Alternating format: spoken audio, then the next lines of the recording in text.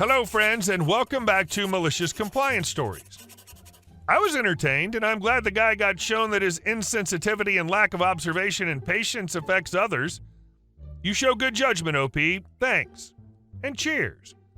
But before we begin, best way to support our channel is to leave comments, like, and subscribe with the turned-on bell so you don't miss the new video every single day.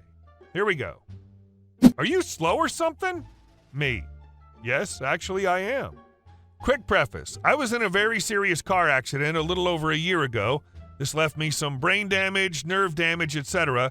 Throughout many days, I have episodes where I get disoriented, forget where I am, what I'm doing, what's going on around me.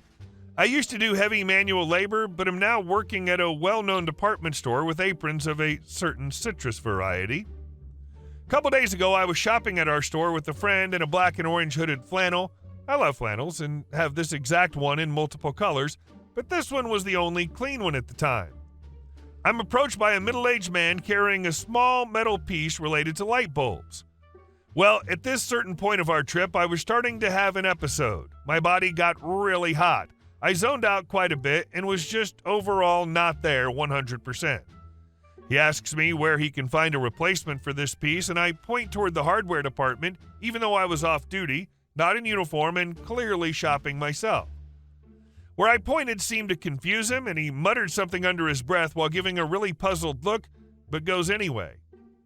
We go to the water fountains near the bathrooms in the back so I can get some fluids in my system and chill out a bit.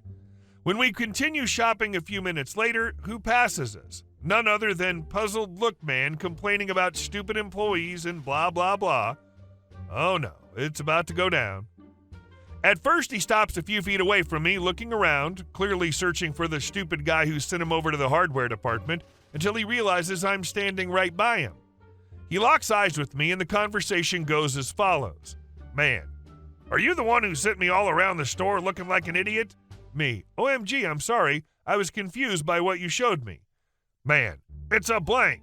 I forget the exact name of the piece. Why the F would you send me to the hardware aisle?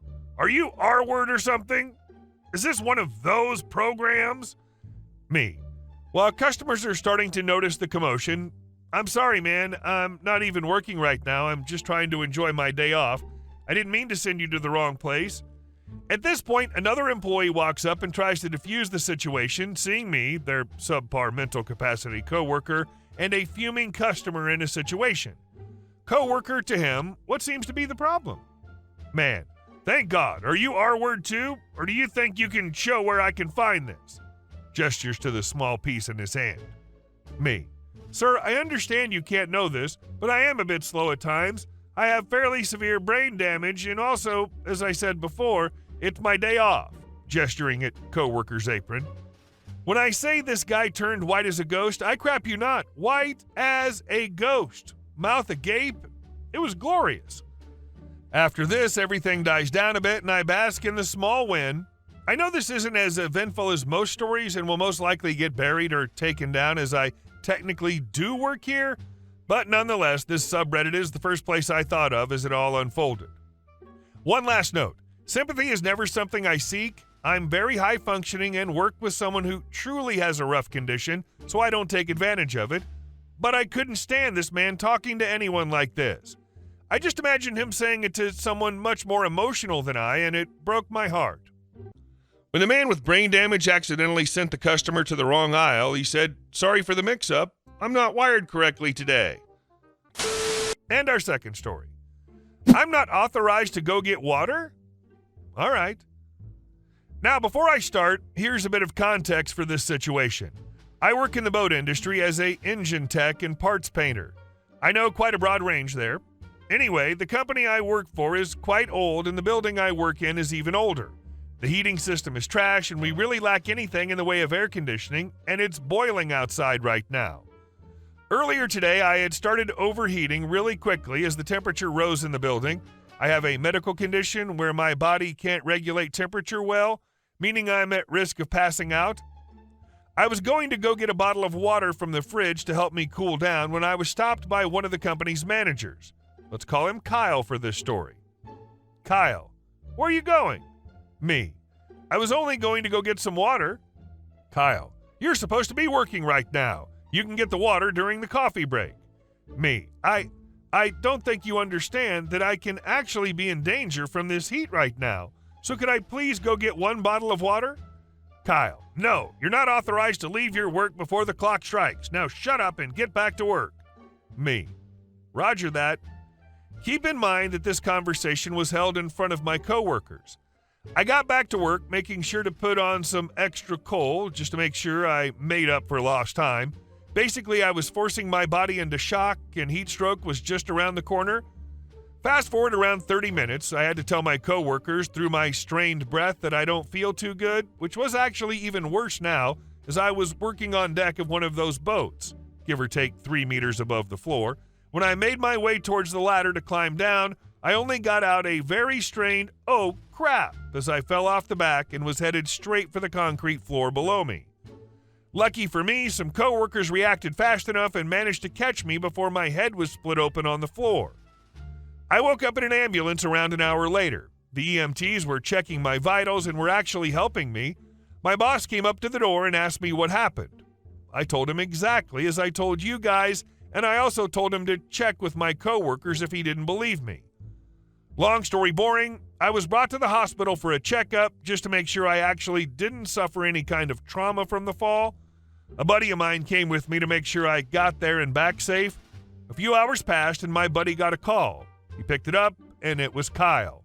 My buddy handed me the phone and I heard Kyle on the other end apologizing for actually almost getting me killed. The short version is that he was heavily reprimanded for what he told me and was put on watch. Didn't lose his position though, so I guess I didn't fully win. But he was liable for the medical compensation for my situation. I did forgive him, and just to rub it in a bit, I just had to ask him, am I authorized to get water next time? And my buddy just laughed. Edit. I already got OSHA on the line and they're launching an investigation into this, so if nothing else, I just made Kyle's week even more horrible. Also, for those who wondered, Kyle is pretty new and is basically a bit of a brick, can I call him that? Whatever, he's rough around the edges and generally doesn't believe people when it comes to their personal health. He's got that kind of, if you can talk, then you can work mentality. So in a way, he kind of deserved this. OSHA will have a field day with his actions. It doesn't matter if one has a condition or not. No one has a right to tell a coworker they can't get a drink or go to the bathroom. Glad you're okay and he was reprimanded, but it's a very stupid way to get back at someone for putting your life at such risk. Your medical condition is your business, and despite your actions, you're an adult. If you felt you needed water to keep your condition from getting worse, then why would you let someone tell you no, as if you were a child? And our last story. Got my boss fired. About 15 years ago, I worked at a major university in the IT department. After I was hired, it took me a couple of months to realize my boss was a sociopath, as was his number 2 guy. Once I realized what I was dealing with, I just tried to keep my head down because I didn't want to job hop so soon after leaving my last job, but they made that impossible. We had a database administrator and I was interested in becoming a DBA, so I talked to him a lot about what I should do to transition from a programmer to a DBA. The VP of IT, my boss's boss, would stop by and talk to me and ask me about my aspirations.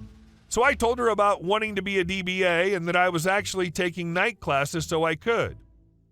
This was a woman who my boss referred to as she who must be obeyed in a totally disrespectful manner. As the months went on, I saw more and more egregious behavior by my boss and his number 2 toady. We had a large corporation consulting on transition to their database. This included a young guy who was doing the database install, including ordering the right equipment and migrating the data. We also had student workers in our department. They were students who worked part-time hours. One of these was a young woman. The big corp young guy and the young woman started going to lunch together. Apparently, this was offensive to my boss, who threatened both of them with termination for fraternization. The university had no such rule. My boss was just making it up as he went. About 6 months after I was hired, the DBA quit. I went into our weekly staff meeting, and at the end, my boss announces that I'd been promoted to DBA. My spidey senses were tingling because of his tone of voice and because this was the first I was hearing about it.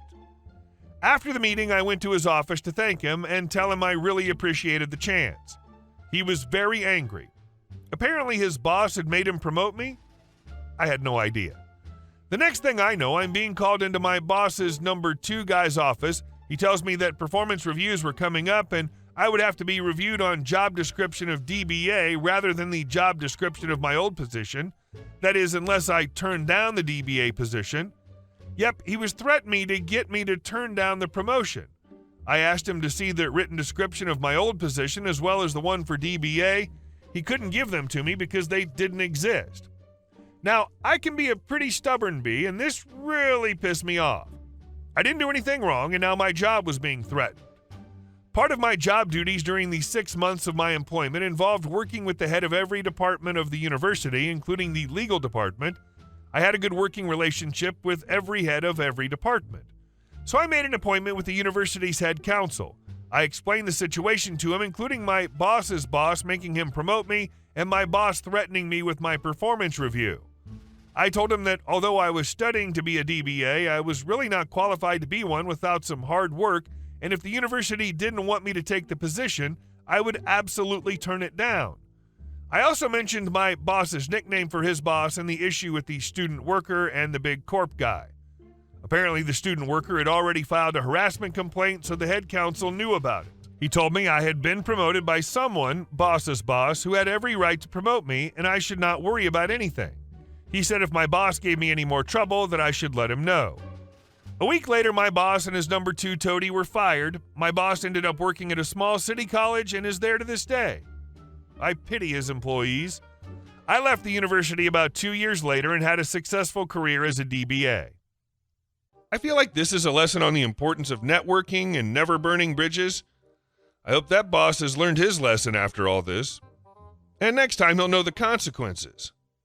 Hey guys, thank you all for watching the video. I'll see you in the next one.